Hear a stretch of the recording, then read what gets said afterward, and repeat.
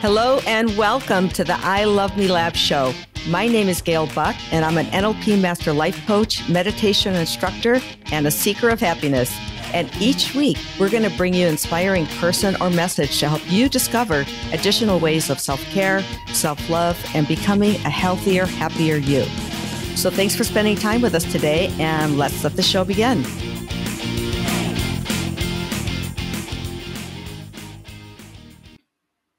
Hello, everyone, and welcome to the I Love Me Lab podcast. And I'm super excited today. This is going to be a podcast quite a bit different than other ones that we've had. And I have with me today Dr. Alyse Kelly Jones, and she is the founder and medical director, Novant Health, right? Women's Sexual Health. Yes. And wellness. And wellness, women's sexual health and wellness. And this is in Charlotte, North Carolina. And she's actually my physician too. And she is what I would describe as a miracle worker. She is also a TEDx speaker. So if you have a chance afterwards, we're going to drop some links. But her TEDx talk is Shed Sexual Shame and Your Clothes Along the Way. And it's not only informative, but you're going to have a lot of laughs along the way. You've been featured in O Magazine and Self and Women's Health, along with a ton of other media. I was Googling you, and it's like, oh, my goodness. So what an honor and privilege to have you here today. Thank you.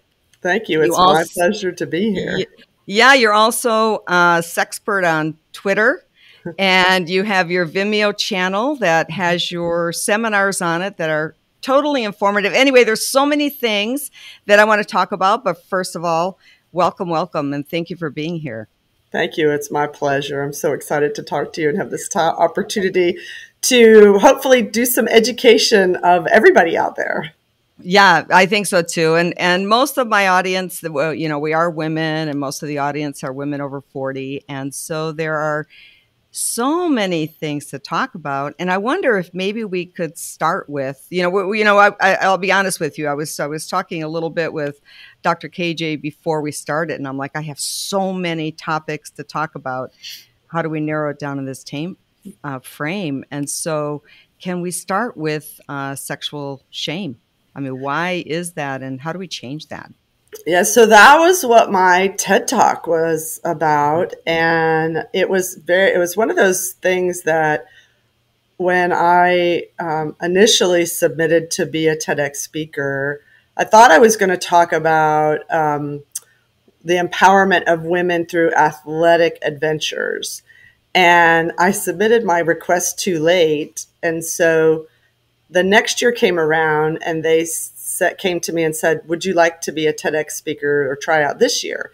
And I said, yeah, what was my topic last year? And I said, no, I want to do sexual shame. And so they were like, that's fine. You can change your topic. And mostly because I had become a follower of Brene Brown and understanding the whole shame-based mentality of our society. Well, guess what? If we have shame about, do I have the right car? Do I have the right house? Do I have the right job? We also have sexual shame. And it came to this realization of, wow. And so then the TEDx experience was rigorous and also very illuminating for me with regard to what really is this sexual shame stuff. And this starts at a really young age, from the time we're born, how we're touched, how our diaper is changed, how we're taught about our body parts, creates this concept that we're not allowed to call it the right names. We're not allowed to touch it.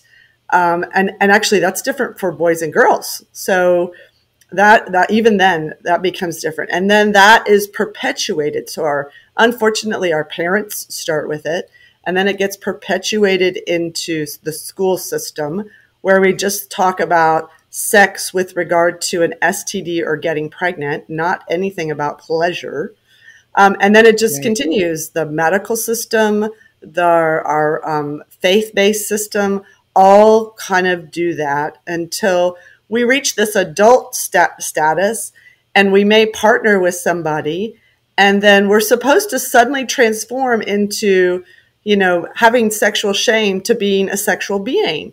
And many times that does not go well. And it's Right. because of this early teaching from the time we were born. Yeah. I mean, for us, and we grew up we were raised pretty conservatively, and having, different, I don't even know if you call them pet names. It's just that you don't really talk about our body parts, right? So our Right. breasts were beets, our vagina area. So even right now, I'm not even sure what to call it, right? Was our little angel, right? So we had all Yeah. these different names rather than what it really is. And it was something that you don't explore. You clean it very well when you take your bath. And that's really all the conversation that, happens around it. Right. And so that leads to confusion from the child about what really is a vulva, what really is a vagina, what really is a clitoris. And so we spend a lot of our time in my practice educating women about their normal anatomy. I actually have an anatomically correct version of the clitoris. It looks like a spaceship. If we Google it, you can find like real images of the clitoris, but it looks like a wishbone, and the whole tissue is very big and robust. But what we see externally is just a little bit of that, and we think that's it. We think our clitoris is very small. And so we have these anatomically correct clitorises in every exam room and every office, so that when we go to talk about orgasm and pleasure, we can pick up our clitoris and go, look, this is what your clitoris really looks like. And I've never had anybody be aware that that's what their clitoris really looked like. Wow. Yeah. I turned 60. I will be turning 65 in December. And I did not know it was a wishbone. I thought it was just that little top of the wishbone until right now. Right. Like, So, and if this is the center for women's pleasure, and we don't know what it looks like, and we don't know what it's called, and we don't know how big it is, no wonder we have difficulty having an orgasm, having a partner help us with orgasm. It just is this kind of huge problem that it's going to take decades, I think, to get rid of this concept. The things that we teach our children at these young ages, we just have to. It's dispelling myth. That's kind of what I do every day in my office, is get rid of the myths. yeah. And I think, just for clarification, at least what I believe you're saying is, in really teaching them to be comfortable and familiar with your body. It doesn't mean go out and have sex, but it Right. means become very familiar with your clitoris, just as you are with your nose or your mouth Yeah. or your eyes or anything else. Right. This is a part of your body. Right. If we're going to use all the other proper names for our body parts, and we often are joyful when a child can name their nose or their eye or their ear, right? We are joyful about that. Look how cute they are. But if that same child says, here's my penis, here's my testicles, we're mortified. Right. And why is that? And that's likely because we were raised to not use the proper names of the body parts. And, if parents are, mildly hesitant or moderately hesitant, then the languaging is, hey, these are names we use in our household. They're private names. Don't go to school saying vagina, clitoris, vulva, penis, because other mommies and daddies really need the opportunity to tell their children about that. So you kind of set it up that this is a family conversation, but you're still educating them regarding the proper names.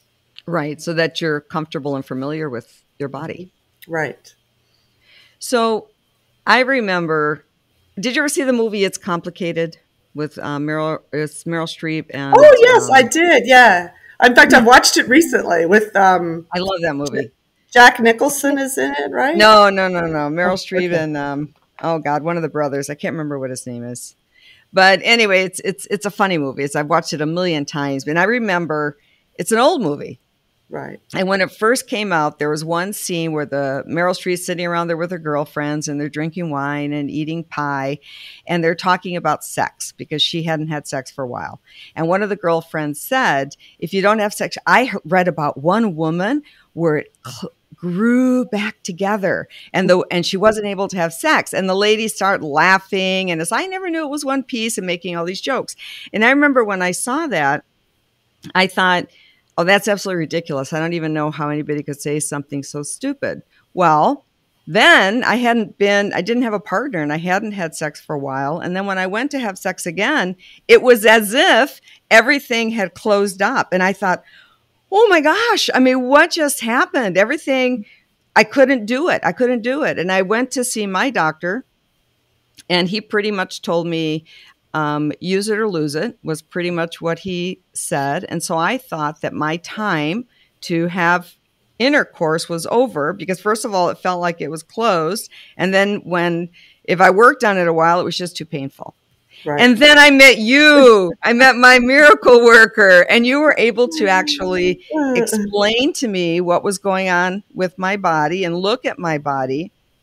And we came up with an action plan that worked, so that I was able to have sex again and it be pain-free. And to me, it's amazing that I was so ignorant about my body. I had no idea what was happening, so much so that when I saw that scene, which is probably what it was referring to, that type of thing that can happen to a woman, that I didn't know what was going on. And my doctor, who basically his response was use it or lose it. And so I thought, well, I lost it. Right. I don't have a husband. I don't have regular sex. And so it's gone. So can you speak to what can happen to our bodies as after menopause?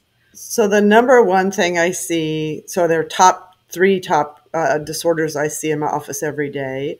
Menopausal patients or perimenopausal patients who have hormonal issues, low libido, I don't feel like having sex, and then painful sex. So we probably see 5 cases of painful sex every single day. Wow. To me, it feels like an epidemic. And it's unfortunate because the treatments are relatively simple as long as the correct diagnosis is made. So when women go through menopause and they don't take hormone therapy through their whole body or systemic hormone therapy, about 5 to 7 years, so it's a later onset, which is why it's confusing, they will develop changes in the vulva vagina that create pain. So there's a specific area of the vulva called the vestibule. A vestibule is an opening to a building. You have an opening to your vagina.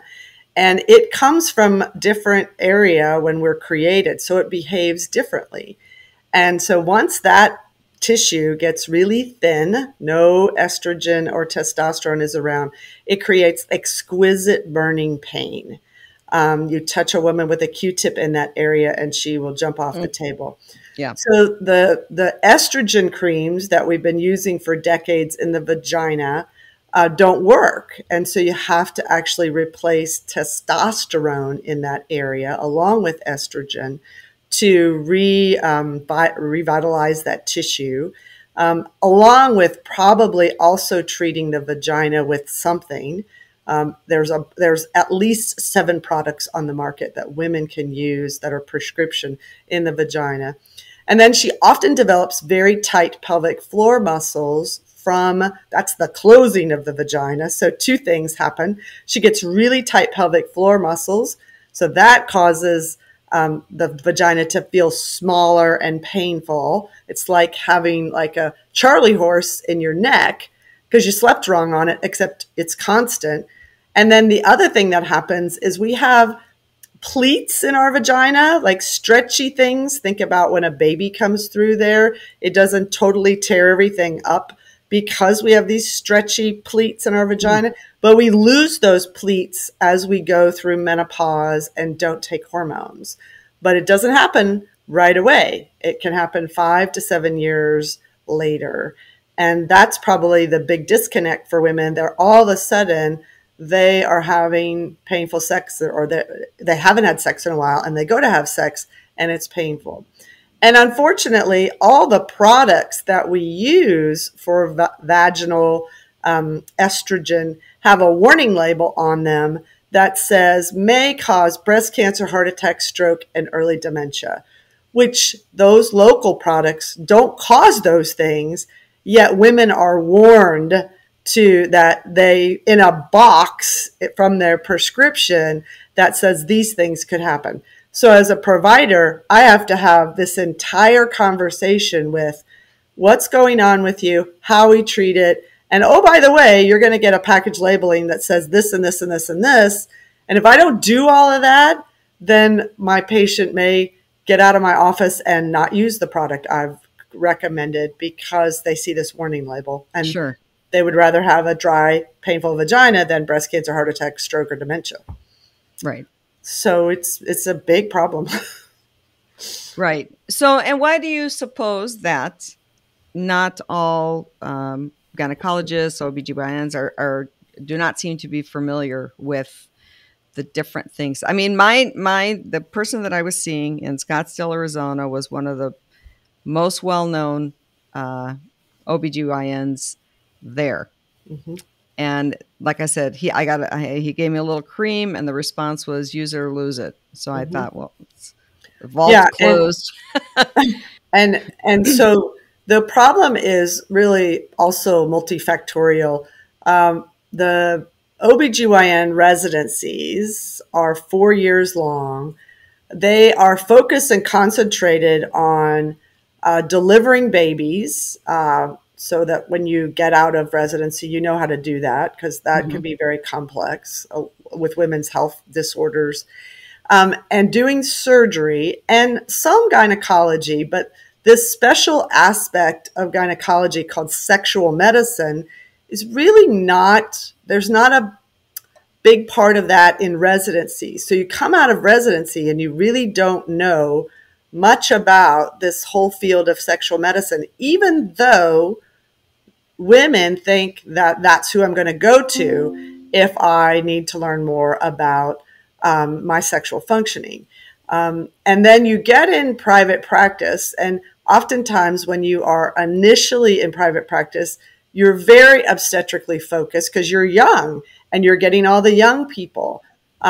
So it requires the physician or the practitioner to take additional training outside of their normal training that would help them to understand all of this. And so that's what I did. Early on in my career, I started going to the ISSWSH meetings, ISSWSH. That stands for the International Society for the Study of Women's Sexual Health, and learning about what causes sexual dysfunction, what causes sexual pain, what causes lack of orgasm, what causes lack of arousal. And I was going for a good probably 10 years. I still am. I'm still a part of the organization. I'm now to that point where I'm like, okay, I think I got it. But it took a while because it's a lot of information that you're trying to learn in, a 3 or 4 day course. I used to call it, it's like waterboarding for sexual medicine. But they do a really good job. They have a fall course that practitioners to go to. They have an annual clinical meeting. They have a nurse practitioner course. I'm actually in charge of, we are creating the website for women to go to learn their sexual information. It's prosayla.org, Prosayla, prosayla.org. And we have a section on sexual pain because we felt that was where we should jump off, since it's so common and women are kind of searching for, how do I take care of this? But this is the tip of the iceberg. We've got so much more that we've got to put on this website, but it's the beginning of educating women. And this organization's only been around a little over 20 years. So we've only been really interested in women's sexual health for about 20 years. Wow. Exactly. That's telling in and of itself. Exactly. So that's the reason why either a general practitioner or an OBGYN may not know about how to treat these disorders because they just haven't had the time to learn about them. So if I'm understanding you, It's actually quite common, and maybe it's just that women don't talk about it. Maybe they just think, "All right, Yeah. this is I'm old. It's you know Right. I'm Well, old that and it's over." and 10%, I think the numbers are 10% of the women in the US have this disorder where they have painful sex related to menopause. It actually has a name. It's called genitourinary syndrome of menopause, or GSM for short. And it affects all of our anatomy, our clitoris, our urethra, our vagina, our vulva. And there's great treatments for all of this. It's just not commonly treated because oftentimes providers won't even bring it up. Providers won't say, "Are you having any problems with this, this, and this?" Or this is the worst case scenario. You put a speculum in and the woman is like moving all over the table because it hurts so bad. And then you get your pap smear and you get out, and then you don't say, "Hey, I noticed that that exam seemed painful. Are you having any other issues related to your vagina, like dryness or irritation or painful sex?" And that's called an open-ended question. And doctors are in fear of the open-ended question because we've just opened Pandora's box and we only have so much Wow. time that we can Yeah. talk. So the question often doesn't get asked. And if the patient's thinking, well, if they think it's important enough, they tell me all this other stuff, like I should do my breast exam and I should exercise and I shouldn't smoke and I should maintain my weight, but they're not saying anything about this, so I probably shouldn't bring it up. So it's a don't ask, don't tell situation. And It actually reminds me, back to that doctor I had, they wanted to do an ultrasound, or I guess it's an ultrasound, but they insert that thing that looks like a dildo. yeah, that's the And ultrasound. I couldn't do it. My body wouldn't take it. It was so painful. And the nurse actually got impatient with me. It wasn't asking me, "What are you feeling? What's going on?" Right. She thought I was exaggerating. And I actually started crying and I said, "I can't." And she thought I was ridiculous. And I was just like, Right. I don't know what to tell you. I don't know what happened, but I can't take it. Yeah. And there was Right. no understanding or questions or Right. just intolerance. Yes. So there you Yeah. are, left as a patient thinking that There's you're something wrong with me weird. mentally. Really. Right. Yeah. And women get told all the time that all of these disorders are in their head. Go Yes. see, well, it looks normal. I don't see anything wrong. So maybe it's in your head. And so go see the sex therapist. So oftentimes the sex therapist is then sending the patient back to me because she knows that a patient was not adequately evaluated and treated because she's been working with me enough that I'm like, okay, no, it's not in your head. It's in your body. And this is how we fix it. So now you partner with sex therapists and physical therapists, Right. right? So the approach to treating this disorder is also multifactorial. It's usually a combination of some type of hormonal management, what we call local therapy, which it can be safely done without any concern for those label warnings. Usually we have to fix the skin first, and then we move on to physical therapy with pelvic floor physical therapists. These are specialized physical therapists that have done advanced training, just like me, and learned about how to take care of the muscles of the pelvic floor. These patients don't even know that they have tight pelvic floor muscles until I stick my finger in their vagina and run along their pelvic floor muscles and they jump off the table. And so then that's part of it. Wow. We have a laser that we use to treat this disorder. Sometimes we have to do pelvic floor injections into trigger point muscles. Some women, physical therapists, do dry needling of the pelvic floor to release scar tissue. There are lots of ways we can treat this, but the very simple thing is to get the woman's hormones back in order in her vulva and vagina, and that oftentimes is either the cure or at least they get 75% better, 80% better, and then they just need usually some pelvic floor therapy, maybe some dilator therapy. And so I usually, when I talk to patients about pelvic floor therapy, I get what are they going to do to me? Their eyes get really wide. I'm like, well, imagine you were in a car accident and you hit your head on the steering wheel and you've got a really sore neck and all the bones are okay, but the muscles are, tight and sore because of that car accident. You'd go to a physical therapist and they'd work on your neck to get you back to normal. Well, this is exactly the same thing. We're just sending you to somebody that is an expert in the muscles of the pelvic floor. And oh, by the way, you're going to learn stuff you never knew that you never knew. And it also may help you later on in life for incontinence issues or, I think about female athletes and how they run or bike and they have tight hips and they really don't do any stretching activity in their hips. They end up having pelvic floor issues. So this is actually, this genitourinary syndrome of menopause is related to women as they age, but younger women get painful intercourse. And that can be related to they were born with too many nerve endings in this vestibule area, or they were on birth control pills and created a hormonal environment like menopause that then led them to have painful sex.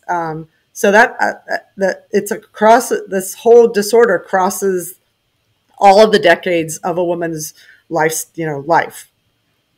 Right. And that, I guess it starts with really understanding. Like I had never heard the term vestibule until you introduced that to me. And even right now I had to write it down because I keep forgetting, and even understanding what that is it's just amazing to me that I can be so ignorant about my own body. Right. And because I know many others are as well.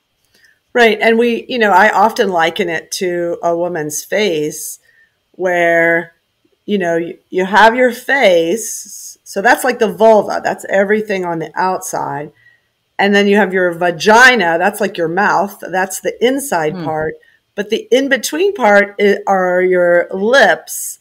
And that's really the vestibule. So outside the labia, you have your labia majora. Those are your hair-bearing lips. Then you have your labia minora. Those are your non-hair-bearing lips. And then right before you go into the vagina is this vestibule area. And one of the telltale questions I ask is, does it hurt with insertion or movement or both? And oftentimes I get both as an answer. And then I say, which is worse? It's worse with insertion. What does it feel like? Does it feel like shards of glass? And the answers are yes. How did you know it felt like shards of glass? And I said that I don't even need to do an exam to know what they have. Once I get those answers, I know exactly what they have, and which is great because now I know how to treat it. But I always do an exam. Women should always be examined. That's the other thing, right? We are told we don't need a pap smear anymore, but every 3 to 5 years. Okay, great. Or if you've had a hysterectomy, you don't need a pap smear anymore. And those things are all true. Those are following national guidelines. However, that turns into we don't need a pelvic exam. So then we don't get examined from the waist down for 3 to 5 years because you don't need a pap smear anymore. And so then women start to develop this disorder and nobody's even looked down there for 3 to 5 years. Wow, that's a really good point. That's true. Right. Sadly, a lot of the physicians that are looking down there are not looking for that anyway. Right. So unless they come to you or someone like you, they might not, Women start going to their primary care doctor because they don't need an OBGYN anymore. And then the primary care doctor doesn't look from the waist down. I actually think it's kind of like the marginalization of women. Yeah.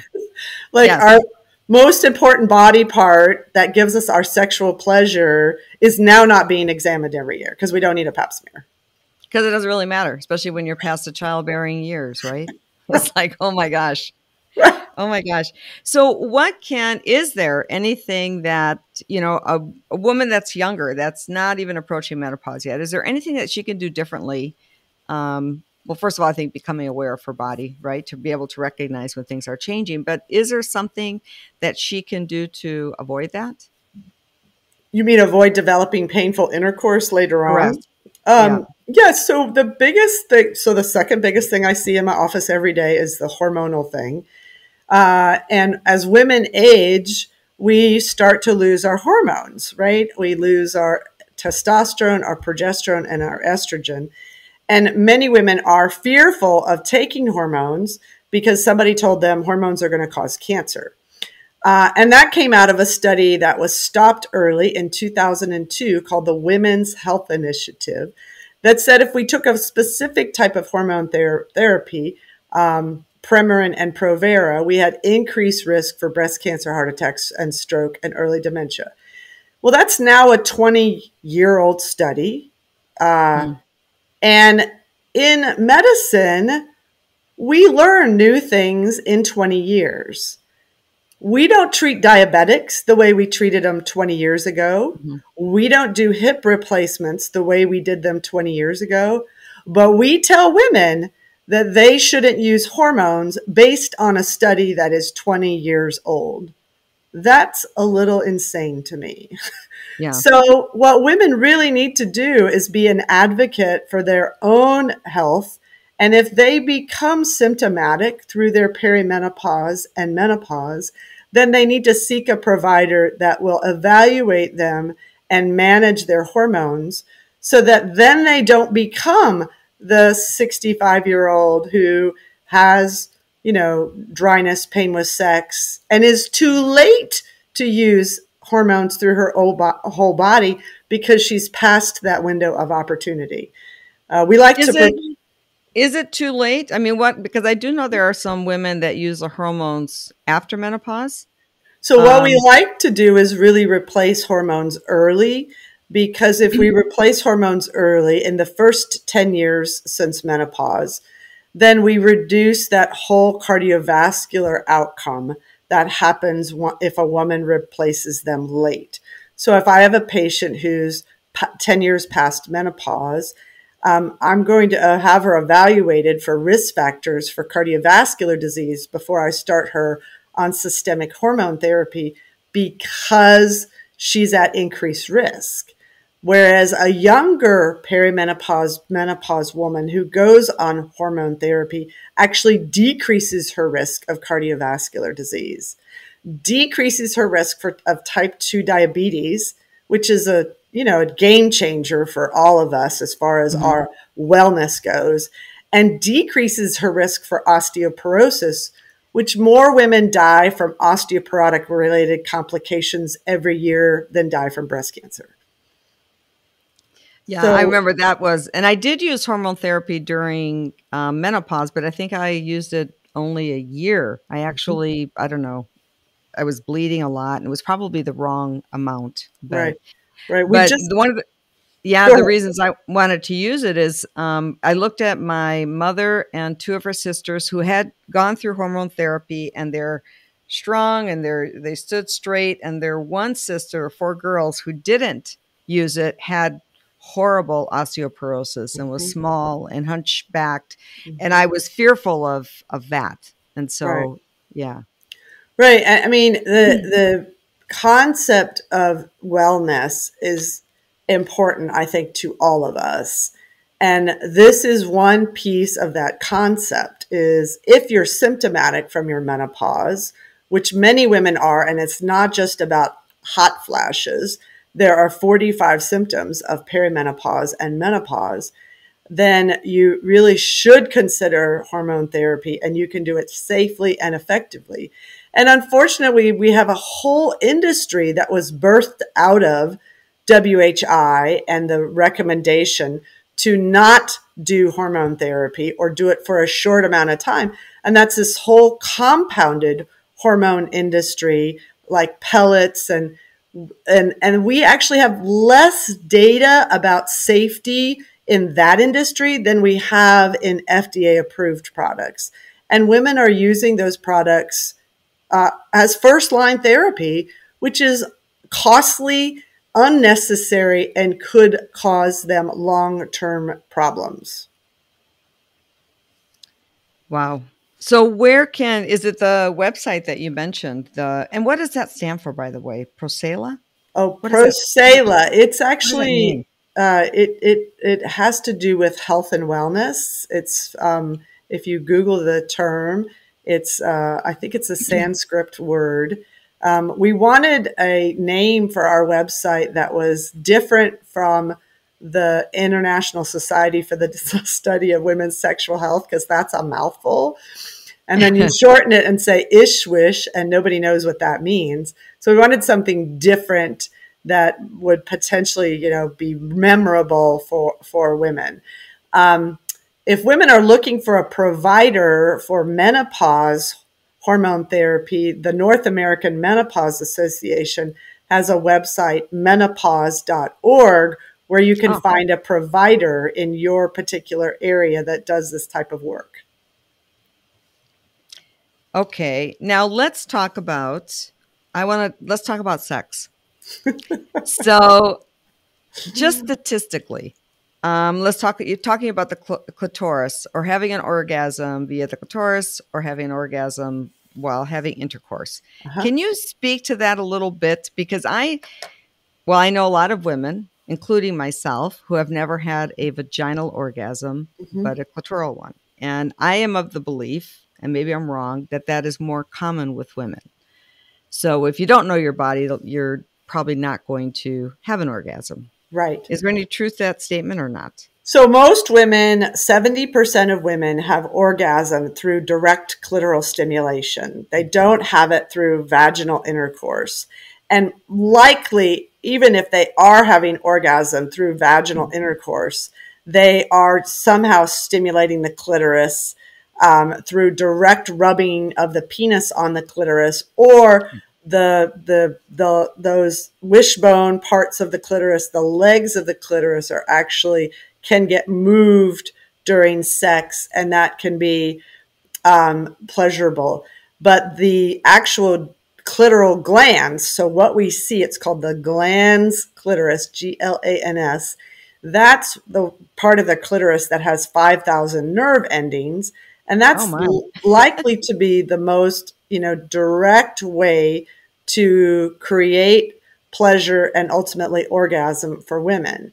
And so if we don't know our own anatomy and what we look like, and we don't know what gives us sexual pleasure, then a partner is not going to have a clue. And,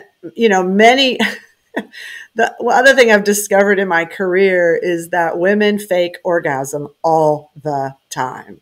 Yeah. It's almost universal when I ask that question. And men don't think they've ever been faked on. And I'm here to tell the men, it's probably happened to you. We're really good at it. And if you think about that situation, the poor woman is doing exactly the opposite of what she needs to do to have sexual pleasure. She's reinforcing her partner's behavior that this is actually giving her pleasure by faking the orgasm. And so we have to stop doing that. And we have to start figuring out how we have orgasm. And for most women, that comes through exploring their body by themselves without a partner. What feels good? What touch feels good? Do I need a toy? What kind of a toy do I need? And then the kind of world opens up about, the ability to have pleasure. Most women don't figure out how to have orgasm until they're in their late 20s, early 30s. Sometimes women figure it out earlier than that, which is awesome.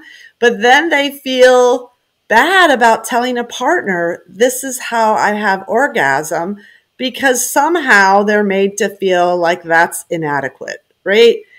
I don't care how you have an orgasm. If you're a guy and you really want to have great sex with your partner, you should be all about how is it?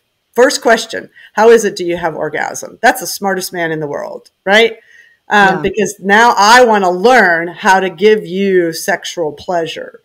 And if your guy is a little hesitant about that, I use kind of situations all the time where I try to say, okay, does your guy have a whole bag of tools in his garage that he uses to fix things?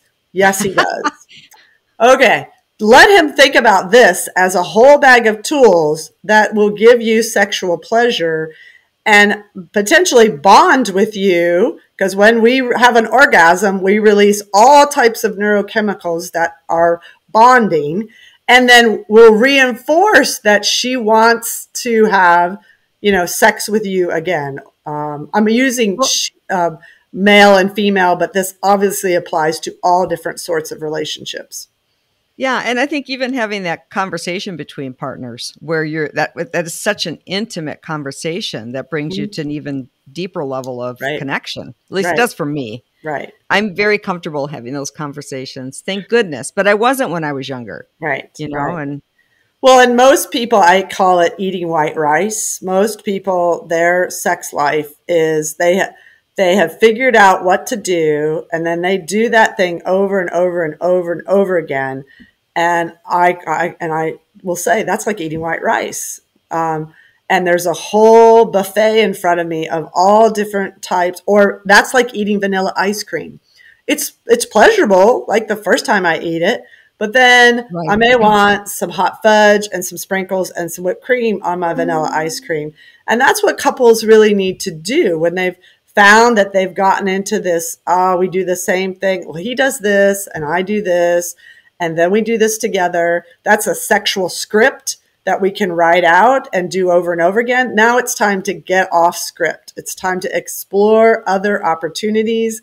And sometimes that's, a visit online somewhere to a sex toy store. Sometimes it's doing that in person. Sometimes it's just exploring podcasts that are out there about having sexual pleasure. One of my favorites is Speaking of Sex with the Pleasure Mechanics. Those are two women sex educators, and I think they now have over 300 podcasts. They also Well, do these fabulous courses where you can learn about erotic massage, you can learn about foreplay. I mean, and that's, if we really want to become sexual beings, we have to kind of be all in. Often yeah, and use it comes back to the shame thing too, right? I mean, just embrace and understand that this is a part of your body and this is right, actually a gift, right? That we right, can have fun and enjoy ourselves rather right. than the other way that we may have been raised or influenced socially or whatever. We can, part of getting rid of sexual shame is identifying that we have it. And once we identify that we have it, do we agree or not agree with it? And oftentimes because if you get educated about this, I don't necessarily agree with what my mom told me. And then now creating a new space, kind of moving along from that sexual shame and creating a new space with our partner about what we want sexually. And we may not know what we want, but let's go explore what our options are. Yeah, and in going to a store that sells some of these tools and toys. Now, my experience has been where I do get a little bit uncomfortable because oftentimes the salespeople, I don't know how old they are, but they look like they're 12, but they're like super young. And so it's a little for me, and maybe that's part of shame that I still Right, retain. I don't right, know. I guess it would be, right? And right, looking at it that way, it's like, why am I uncomfortable talking with this 20-year-old person who is totally comfortable, right. talking with me about? Right. And that's, I think that's a Hmm. very common experience people have, but usually the folks that work in those types of establishments are very well educated about the products that are there and provide a wealth of knowledge about whatever product you're interested in. When you go online, it's harder to figure that out because you don't know. I mean, it's the same if you're going to buy a pair of jeans, right? You're not going to be able to try them and see if they fit Right. well and see if you can sit down in them. But if you go to a store, and then we call them adult. Like we even Yes. have crazy names for them, right? Right. So, And lots of times there's no windows, it right. says I this. mean, it's like it's all in the shadows. Don't go in there. Yes. Yeah. I remember from an early Park in the age, back. uh, I took my niece to a sex toy store in Santa Barbara. And she was actually with her parents, so I didn't like covertly, but her parents are super progressive. And I just took her around and I just showed her everything. And I said, some of this is bunk, like this particular lube might burn rather than cause sexual pleasure. And other things are good. So, and it's great to engage with the folks that are there to kind of find out what are their favorite products. That's an easy question. I'm interested in whatever. What are your favorite products? Right. And they can point those out to you. Right. And also the ones that most people are buying or Right. staying away from for whatever Right. reason. And we only have we sell products in our office, and we only sell a few of them because the ones that we sell, we have identified that women really get pleasure from as far as devices to create orgasm. And so, but certainly there are others. I guess that's part of the problem too. If you go on the internet and type in vibrator, I don't know how many Google hits you get, but you probably get a lot. And so that's why it's important for women to kind of do their homework and figure out, like, okay, where do I get my pleasure from? And do I even need something like this? Or can I teach my partner to use his finger, his tongue, his whatever to create that? Now, you have a hotline? Oh yeah, that's one of my new things that we're doing, to have patients be able to call in and be able to ask me anything. That's fairly new in our in my I guess educating the world about this topic. I don't actually have the number off the top of my head. Do you have the number? I do, if you're okay with me sharing it. I Is am that okay all right? with you sharing it. Yes. All right. It's 704-412-8877. And so you can just call and leave a message and ask you anything, and then you post it on Twitter. Is that the way that works? I think we're posting those on Instagram and also on TikTok. So I have a TikTok place now, and so that's going to be fun. I've done some TikTok, but these are going to be more specific, and the questions are great. Whenever I did seminars in person, we would spend half the seminar, doing some type of educational piece, and half the seminar answering folks, anonymous questions that they wrote down on 5x7 cards. And that part of it was even more fun because people weren't afraid to ask us because they were doing it anonymously. How interesting. Okay. So again, for anybody that's interested, the number is 704-412-8877. And then you have a Twitter account. Mm-hmm. And I found you on Twitter. And on Twitter, you can find the link to your Venmo channel that has all your seminars posted there. My Vimeo channel. Vimeo. Yes. Which has and is there any other place where they can access your seminars, your videos? That's probably the easiest way because it takes them directly to the seminars. We have them on our homepage for my practice, but it's probably easier to go that route. Okay. And for any of you that respond to the word seminar the way that I do, because for me, seminar just sounds very like educational, which they are, but they're almost done like in this sort of a format like we're having right now, where it's a conversation with somebody, super informative. I mean, I went through and I've grabbed like 3 or 4 already, and I'm going to listen to all of them because all the topics are so interesting. Right. We used to, when we did in person, and we probably need to change we called it Sex and Sensibility, which was awesome name. And that was our, in-person seminars. And then when COVID happened, we had to go to these types of things, but we should probably bring back our Sex and Sensibility name.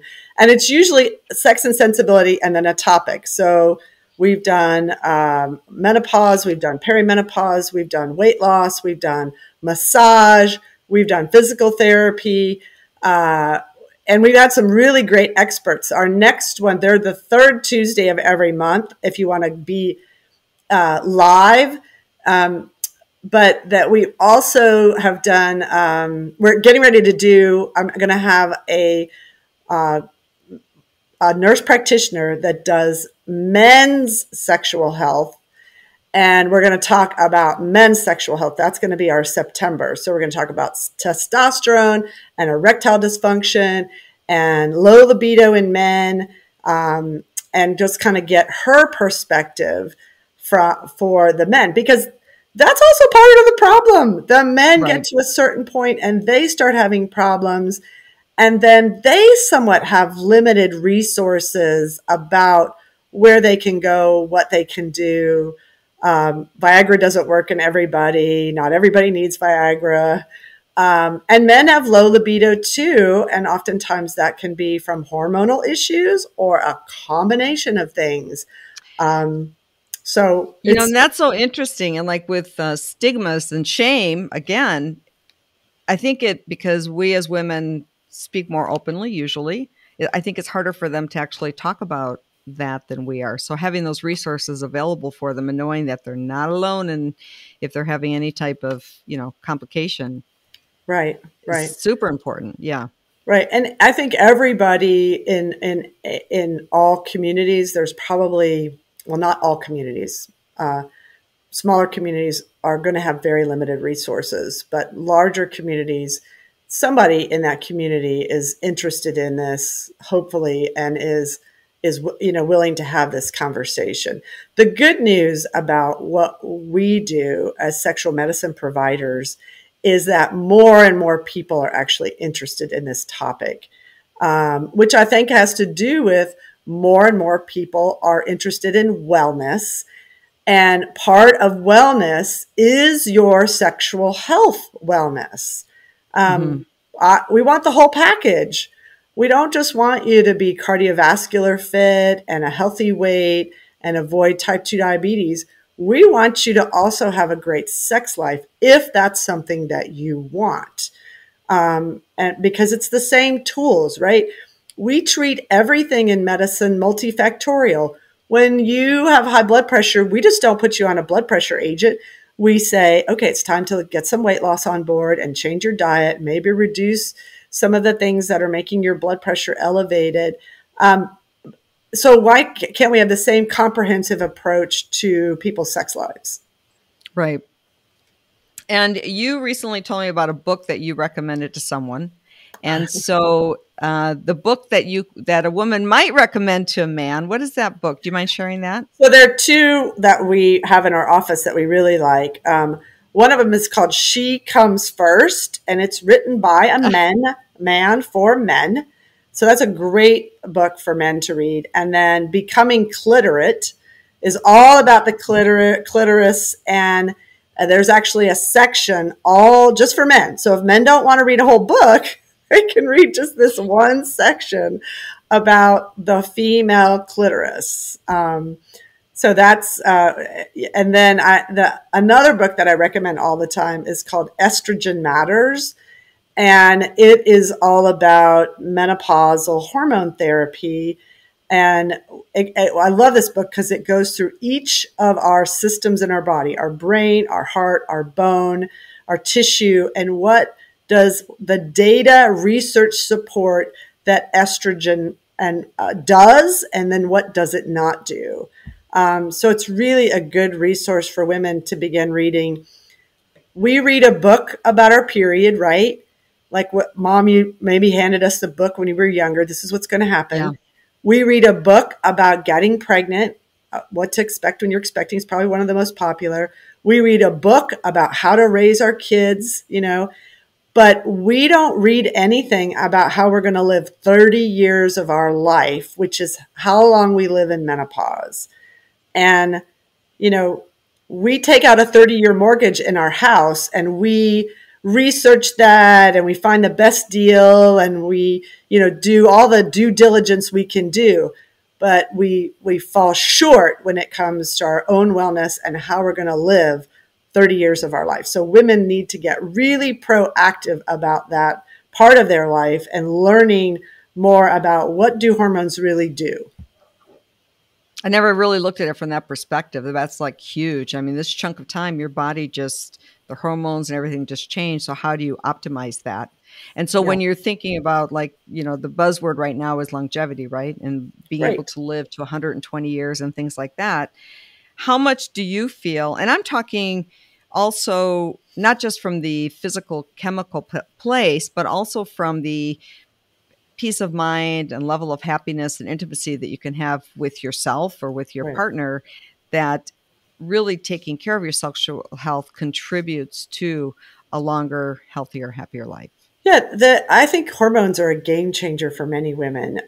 They sometimes they come to us right away, and because they've noticed that they've had these big changes, but oftentimes it's 5, 6, 7 years of suffering with, gosh, I have this terrible brain fog and I can't sleep at night and I have such terrible fatigue and I've gained 20 pounds and it just came out of nowhere. And I'm like, so you're expecting your fabulous Mercedes vehicle to ride only down the street with gas, no oil, no brake fluid, no water in the radiator. That's what you're asking of your body. And that's just not going to happen. So let's give it back the basic components that it needs to be a well-running machine. And now you can go tackle your weight and this is a time in a women's life, women today, that we are in leadership roles. We are getting in front of boardrooms. We are the leaders of our organizations, and we then become stricken with menopause symptoms, and we're not treating it. And I think it's insanity. And Right. that's where we have to really kind of, if you want to live your best life, then hormone therapy may be a game changer. If we can just get women sleeping better, that component in and of itself is a game changer.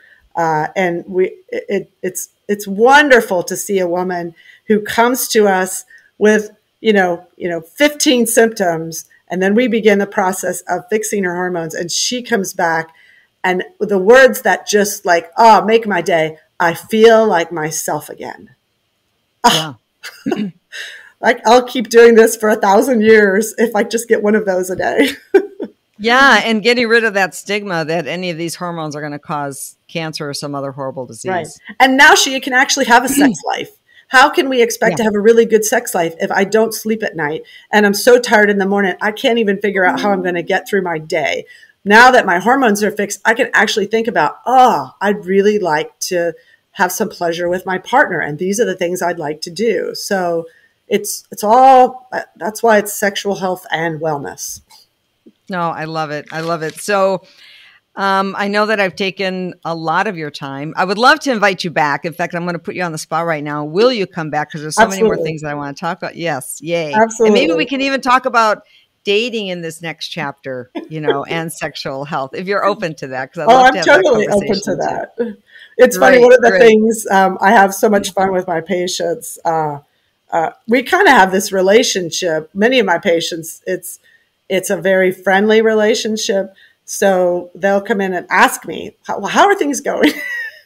I'm like, well, that's my job to ask you, how are things going? But because I feel like if I can help a woman understand that, anything's possible. It doesn't matter how old you are. Anything's possible for your life. Because I've made it happen in my own life, I think is motivating, inspiring, will help them to see that maybe they can do this same thing too. That's really, I'll share all I can share to help people get there or help women get there. Well, another thing I can tell you from my personal experience is that it makes you more, I don't know that human is the right word, but so easy to communicate with you because you're communicating as well. It's not like you're the physician that's over here and you're going in and just, tying the knot. I mean, it's just, Right. you're just fabulous. You just really are. And I'm so excited that you spent the time here. So, Dr. KJ, this is the I Love Me Lab. And so I ask a question at the end of all my guests. And it's like, if you could give one piece of advice to the listeners, one piece on a way to better self-care and self-love, what would that one thing be? Get rid of this sexual shame. Become the sexual being that you want and deserve, and don't let somebody else be in charge of that. Don't let your mom, who is now 20 to 30 years older, be in charge of that. Let you be in charge of that. Thank you so much. And if people want to get a hold of you, I know I'm going to do the hotline again. It's the 704-412-8877 if you want to ask a question. And we're going to post your contact information in the show notes. But is there any other way that you'd like to share that they might get a hold of you if they want to? So, I mean, it's funny because I keep my folks that help me with all this stuff say, Dr. Kelly Jones, you need your own website. Well, I have it saved, but I don't have it up and running yet. But every time I have one of these things, I'm like, I really need to get my own website. But you can be found on social media. Yeah. Social media is probably the easiest way to find me. Instagram, Facebook, Twitter, and even TikTok. And my name, ALY, you kind of can just Google my name, and because there's only one of me, Alyse Kelly Jones. It's usually easy to find me. Thank you so much, Dr. Alyse Kelly Jones. It has been an absolute pleasure. I look forward to the next time. And for the listeners, again, reach out if you have any questions. If you didn't catch any of that, you can reach to me and I'll put you in contact. And I know you have a spontaneous weekend ahead of you.